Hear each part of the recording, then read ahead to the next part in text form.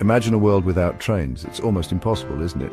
Today, trains are everywhere, whisking people across countries at incredible speeds, but this marvel of engineering has a humble beginning, a story that takes us back to the dawn of the 19th century, a time before the piercing whistle of the locomotive, before the rumble of steel wheels on iron tracks.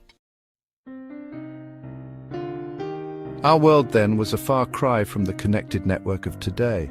Journeys were long, arduous, and often perilous. The pace of life was dictated by the limitations of horse-drawn carriages and the often treacherous waterways. Imagine a world where a simple journey from London to Edinburgh could take days, even weeks. The Industrial Revolution was booming, but its progress was hampered by the constraints of transport. The need for change was palpable. Factories needed raw materials, and finished goods needed to reach consumers. The old ways were simply not enough. What the world needed was a revolution in transportation. Little did they know that revolution was about to arrive, powered by steam and driven by the vision of a remarkable man.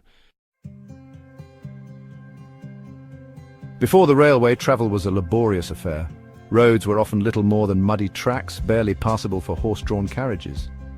These carriages, while a common mode of transport, were slow, uncomfortable, and could only carry limited loads. Then there were the canals. These man-made waterways offered a smoother, albeit still slow, means of transporting goods, but canals were expensive to build and maintain, and their routes were limited by the lay of the land. Horses, the primary source of power, were easily exhausted and prone to illness. The Industrial Revolution, with its burgeoning factories and insatiable demand for coal, only highlighted these shortcomings. Factories needed a constant supply of coal to fuel their engines, and the existing infrastructure simply couldn't keep up. This was a time of great innovation, and inventors were constantly seeking solutions to the challenges of the age. One such challenge was finding a more efficient way to transport goods, particularly coal. Enter George Stephenson, a self-taught engineer from humble beginnings who dared to dream of a world where steam, not horseflesh, would power the future. George Stephenson, born in 1781, was a man of humble origins. He grew up in a small village in Northumberland, England, where his father worked as a fireman at a colliery. Stevenson's early life was marked by poverty and a lack of formal education, yet he possessed a keen mind and a thirst for knowledge. He learned to read and write in his spare time, and he was fascinated by the workings of machines, particularly steam engines.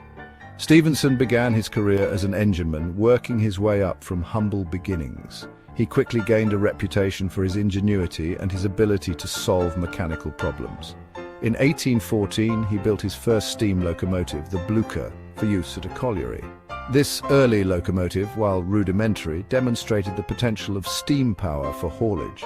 Stephenson's true vision, however, extended far beyond the confines of a colliery. He envisioned a world connected by iron rails, where steam-powered locomotives would haul goods and people with unprecedented speed and efficiency. His vision was bold, even audacious for the time, but Stephenson was not deterred. He was a man of unwavering determination, and he dedicated his life to turning his dream into a reality. The Stockton and Darlington Railway, conceived in the early 1820s, was initially intended as a means of transporting coal from the mines near Darlington to the port of Stockton-on-Tees. This 26-mile stretch of track would become the world's first public railway to use steam locomotives. George Stephenson, with his growing reputation as a skilled engineer, was appointed as the chief engineer for the project. Construction of the railway began in 1822, and it was a monumental undertaking. Thousands of labourers toiled for years, digging cuttings, building embankments and laying track. Stephenson's innovative designs were instrumental in overcoming the numerous engineering challenges. He introduced the use of malleable iron rails, which were stronger and more durable than the cast iron rails used previously. On September 27, 1825, the Stockton and Darlington Railway was officially opened. Thousands of spectators lined the route, eager to witness this marvel of the industrial age. The first train, pulled by Stephenson's locomotion number 1, set off from Darlington, carrying coal, dignitaries, and a handful of intrepid passengers. It was a momentous occasion, marking the birth of the railway age and the dawn of a new era in transportation.